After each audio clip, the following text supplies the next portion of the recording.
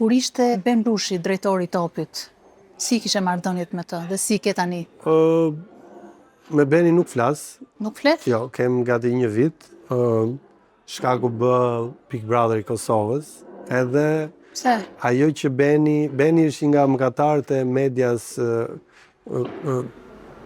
shqiptare, sepse futi kulturën e klikimeve. Tani nuk kam rëndësi përmbajtja në televizionet shqiptare. Tani rendin të gjithë mbas klikimit dhe si punë e klerikëve që numërojnë besimtarët, edhe të shkojmë sa më vrap tek sponsorit i themi shive ku përfundoi ky program jon, kaq mira e miliona. Më nisi pak më the për Ben Rushin që nuk flisni. Po, Mund të ma thuash arsyen? kjo pra, Pse? Big Brother Kosovë. Patët në një përplasje apo Po, çfarë? kështu me mesazhe. Me mesazhe, Edhe të thash futi kulturën e klikimeve. Beni, shkrimtari i madh, gazetari i madh, u dorëzua para faras. Po çfarë ndodhi mes ju të dyve?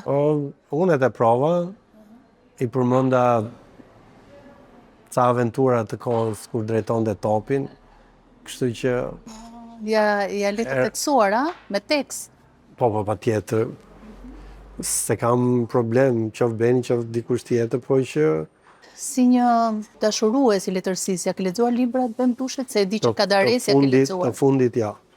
As nuk i shkova në panajër, që t'ja blija me autograf, po patjetër. Shko, Beni është një mendje rafinuar, e zgjuar dhe djallëzuar njëkohësisht. Dhe Beni ka një problem që djallëzia i merr një çik më tepër përqindje zgjuarësisë. Se të gjithë njerëzit e zgjuar janë të djallëzuar, por aftësia jonë është që çfarë balancash përdorim. Zgjuarësia triumfon mbi djallëzinë apo djallësia mbi...